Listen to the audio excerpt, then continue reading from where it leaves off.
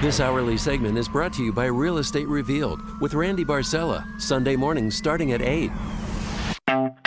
Tickets for Freedom Summit Chicago are on sale now at freedomsummitchicago.com. That's freedomsummitchicago.com. Top of the morning, Dan and Amy. Dennis Welsh is the Vice President and General Manager of Fox News Chicago. Now, again, Fox Chicago. It's my Fox Chicago. Whatever. It's and my friend Mike Flannery's there. He does a great job as a political editor. But and I love the news director, Matt Piasante. Okay. But Fox Local has nothing to do with Fox National, Right. So don't think it's like center right, because it's not. But a lot of people think that they are. Well, that's why I mentioned it. I know. Yeah, and so this is not necessarily coming from a conservative reform perspective. The commentaries you hear, the reporters that you see, they're certainly not, generally speaking. Dennis Welsh, Vice President and General Manager of the station, though, offered this recent commentary on unfunded pension liabilities, which are gobbling up all of Illinois' tax dollars and destroying home values and forcing people from the state. And nobody in power seems particularly distressed by this. Governor Jellybelly doesn't. Lori the Lightfoot doesn't. Obviously, Mike Madigan and John Cullerton, who've only been in the General Assembly for nary, 80 years combined plus. Even, frankly, Republicans, Brady and Durkin, who've been in the General Assembly for 45 years combined plus. Nobody in power seems particularly animated to do anything about this. But Dennis Welsh is realizing that this is going very badly, and it's about to get a lot worse if something isn't done. Taxes in Chicago and suburban towns are going up again unless Illinois legislators address pension reform immediately. Sadly, Illinois pension reform has been put on the back burner by House Speaker Mike Madigan for the past 30 years in exchange for government unions backing to keep him in power. This anti-taxpayer scheme has us paying the country's highest property taxes while the political elite and government unions enjoy the most lucrative pay, benefits, and pensions in all of America. To feed the combined $250 billion unfunded pension beast, our already highest in the nation property taxes, sales tax, and gas tax must all be pushed higher and higher, plus now a proposed state income tax increase. It is no surprise more people are leaving Illinois than any other state. It seems like nothing will ever change, but unlike before, home values are now collapsing in Chicago and Illinois due to the unsustainable property taxes we all pay. In June, Chicagoland home sales plunged by double digits, the 12th straight month of decline and 5 times below the national average. Now homeowners fear our already unbearable property taxes will go up even further, which has Chicago area homebuyers sitting on the sidelines and not buying. According to a recent Realtor.com report, the Chicago market is now the second worst place to own a home in America. Look no further than Iron Mike Madigan. 312-642-5600, turnkey.pro answer line. 64636DA, turnkey.pro text line. What Dennis Welsh goes on, as you'll hear momentarily, to suggest is if Lightfoot and Pritzker don't take some policy action, and they're not going to, Welsh suggests there's going to be a voter/taxpayer revolt because of the dreary statistics that are being realized on Illinois families and Chicago families. Well, people would have to wake up first, though, for that to happen. And are Illinoisans waking up to this reality that we live in? Do you see a voter/taxpayer revolt in the offing? Do you see people who care about their home values and are expressing that concern with policy or political activism rather than with making arrangements for their departure? 312-642-5600, turnkey.pro answer line. 64636DA, turnkey.pro text line. Welsh continued. This is why 65 to 90% of every new property tax dollar in Illinois goes to pension debt. There is nothing progressive about this. It's just bad business, a complete ripoff of taxpayer dollars, and absolutely unsustainable. Of course, we need to do the right thing by honoring our current retirement pension commitments. But we must change the pension clause as it relates to guaranteed cost of living increases and structurally change the pension system moving forward. It's just simple math and common sense. Unfortunately, Madigan has already shown he would rather destroy the financial futures of taxpayers than change the pension clause. So our only hope now is our new governor and new mayor. So far, J.B. Pritzker and Lori Lightfoot are siding with Madigan instead of taxpayers by saying they have no interest in changing the Constitution. So my hope is they see that absurd government pension costs, higher taxes, and crashing home prices will absolutely cause a revolt at the ballot box. You think there'll be a revolt at the ballot box? In favor of who? Right. In favor of what? Where? I mean, I want to know. I mean, I'm glad. It's nice to have Dennis Welsh offer this commentary, even if it's 3 decades late. Because hey, I guess this isn't all just the wild ramblings of the right wingers in Illinois. The discussion of math that I'll just speak for myself personally, been having for 20 years. 20 years. And frankly, there's no heroism here. Paul Simon, I always go back to this. Yeah. Paul Simon, the bow tie. I know, I love the bow tie. People say I'm boring because of the bow tie. Al Franken doing Paul Simon and me doing Al Franken doing Paul Simon. That's good stuff, Dan. Thank you. You're welcome. Paul Simon as lieutenant governor back in the early 70s, writing in the State Journal Register, sounding the alarm over $1 billion in unfunded liabilities in the teachers' retirement system. $1 billion. 50 years ago. Today, it's $60 billion. And that's just one of the retirement systems. So it's important because the numbers are real. The math is inexorable. These are sort of immutable laws of finance that we're addressing. And, magically declaring that we shall generate X return to cover these unfinanceable benefit levels is all well and good until you have pension funds capsize, which is coming.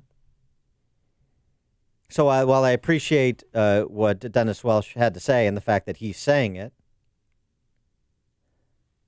do you really, and I don't know even know if he truly believes it. I think it's wishful thinking, and there's a lot of wishful thinking that goes on in this state. A taxpayer revolt is right around the corner. I don't see it. I don't see it, and it has nothing to do with Mike Madigan, really. It has to do with suburban families, because that's where the revolt's going to come, or not. It has to do with suburban families who continue relentlessly, incorrigibly, electing and re-electing Madigan Marxist roll call votes. And so the reckoning, what reckoning? A reckoning for Governor Jellybelly? A reckoning for Lori the Lightfoot? I know everybody's a fiscal conservative in Chicago and Illinois. I know, because everybody I talk to says they are, so they must be. I don't see a fiscal conservative reckoning coming. What's the indication of it? Hope, which is not a strategy, as we know from a previous occupant of the White House. Ed in Oak Brook, you're on Chicago's Morning Answer. You know what, Dan? We haven't even hit rock bottom yet, and we got so much further down spiral to go. These are good economic times. These are good economic times. No. Of course we haven't. No, we haven't, because just look what the voters in Hinsdale did voting for that increase, the punishment that they're putting on themselves for crap that they want to do at that high school. And if you ever drove by there, that facility is better than most third world countries, whatever they have. So, no, we're not even close yet. And the people that realize this are just going to leave. And you know what? I don't know why you are still here, because you could do your show from Indiana just as well as you could do it from anywhere else. Yeah. And you don't have to live here. You know what? Start packing. Get out of here. Yeah, thanks for the call, Ed. Chicago's Morning Answer coming to you live from Hammond. What a commentary. I agree. Ask your friends who live in Indiana. I mean, one used to pay $12,000 a year in property taxes. He's paying $600. That's because they have a 1% hard cap on property taxes as a percentage of home value, which is what I've advocated for here. And a lot of Republican candidates advocated for it too. And they were defeated in the suburbs by suburban voters who chose Marxists and the destruction of their home value. As I've said before, if I can't get you to care about the value of the largest investment you're going to make in your life, which is the case for most people with respect to their homes, then you win. You got me. I don't know exactly what it is you think you win, but it's over. Mike in Antioch, you're on Chicago's Morning Answer. Good morning, Danny and Amy. I am a state employee, and you all got screwed today. I myself will get about 10 grand today in back pay. A couple months ago, they gave me a stipend for the inconvenience of Browner freeze and everything.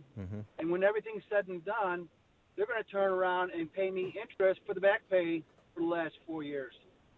And that's before the other pension stuff that goes on when they teach us for retirement to go get another government job in a reciprocating agency, work for 1 year, and I can double my pension. And you have a lot of people that are making over $500,000 a year in their pension. There should be a cap. Thanks for the call, People Mike. should be able to double dip. I mean, should they? I appreciate that perspective from a state employee. Thanks for that call, Mike. It's responsible. There's just not enough.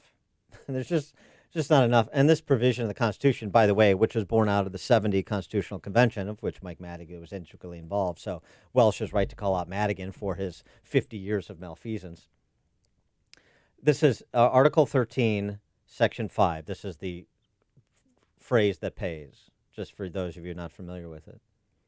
Membership in any pension or retirement system of the state, any unit of local government or school district, or any agency or instrumentality thereof, shall be an enforceable contractual relationship, and here it is, the benefits of which shall not be diminished or impaired. That has been interpreted, including by our illustrious state Supreme Court, to be that in state and local government in Illinois, all you can do is get raises and benefit enhancements. So just understand that for those of you listening who work in the private sector. No matter what happens, we're only allowed to give raises and benefit enhancements. You understand how warped that thinking is? I hope you do. And so now do you understand why we are all indentured servants to those who choose to stay in Illinois, to the public sector unions? This is what Dennis Welsh is talking about when he's talking about 65 to 90 cents of every property tax dollar going to pensions. We are all spare parts to finance the blank checks politicians have conferred to public sector unions. That's Illinois, in summation. And now the response to the inability to keep the House of Cards erect and the inability of J.B. Pritzker to stand erect is to graduate the state income tax. And this will be sold as 98% pay no more, the top 2% we soak, it's a fair share, blah, blah, blah. Now, the people, suburbs, will pass it. This will pass only when if the suburbs support it, and they will, as they've demonstrated with who they've put into legislative offices. And then, in addition to your home, they'll be coming for the rest of your disposable income, because as soon as you graduate it, then you go from the top 2% back down to middle-income families where all the money really is. And that's what will happen over time. Property tax relief, no, because everybody buys our local school district should get a blank check too. Everybody gets a blank check. And you get bills in the mail. And if they liquidate your house, so be it. And if they eliminate your job because businesses don't want to be here or stay here, so be it.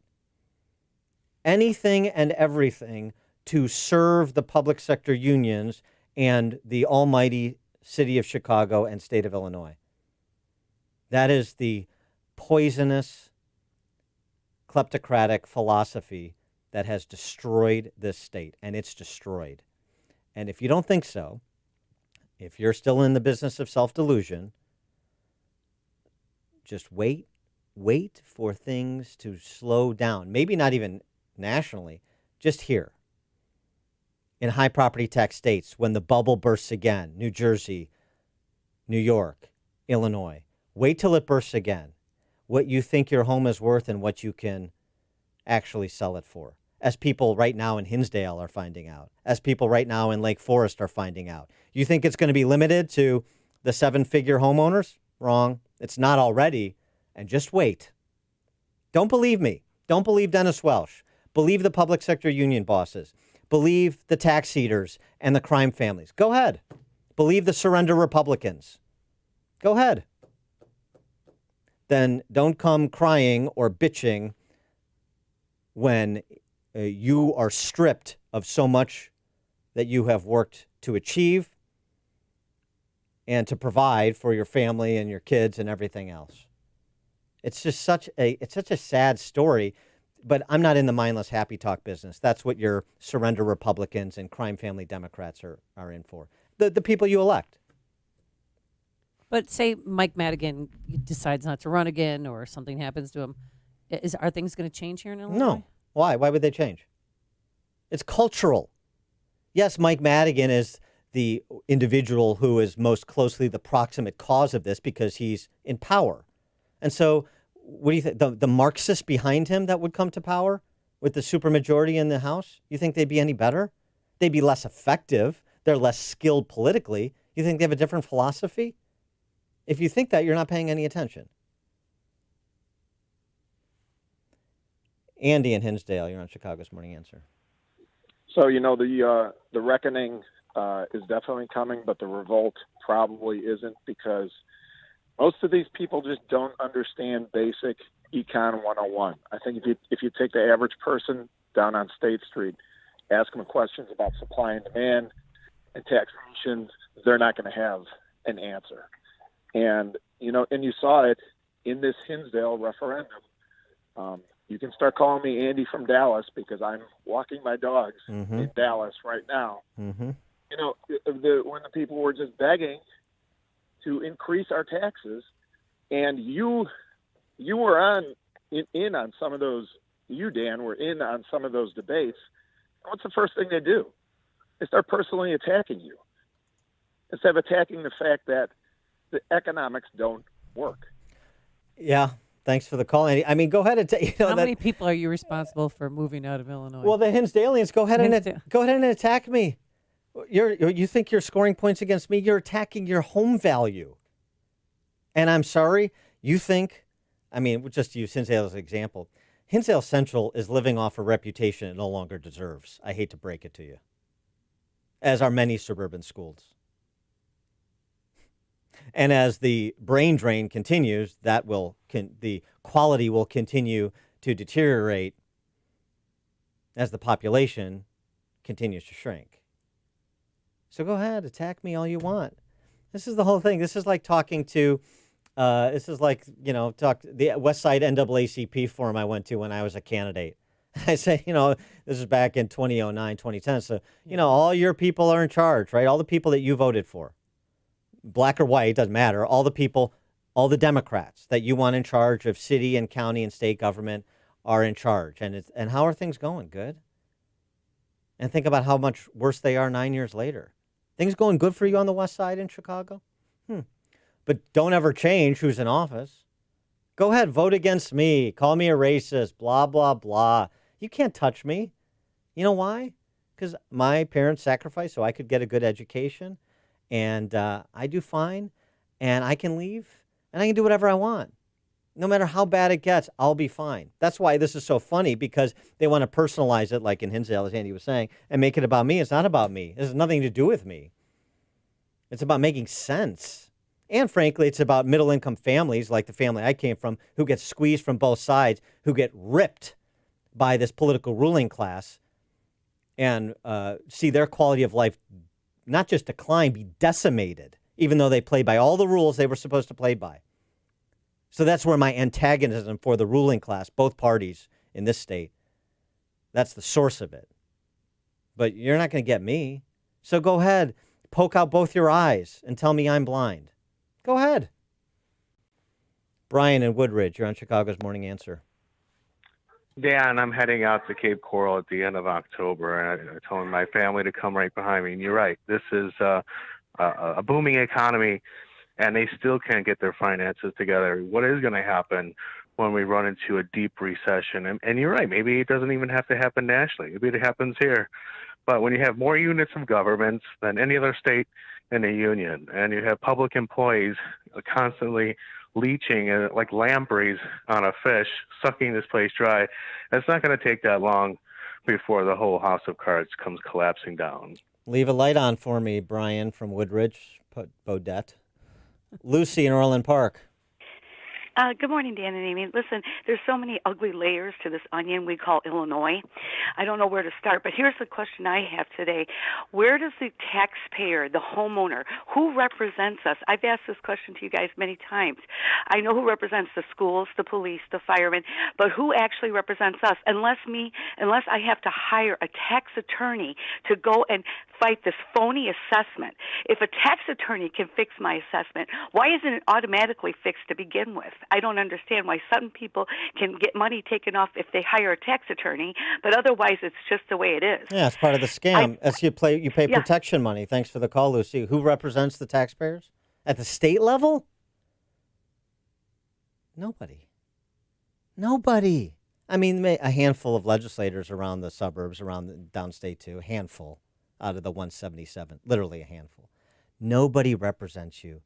This isn't even a one-party state. This is just a death cult. And you either submit to reprogramming or you leave before you get reprogrammed. Those are your choices.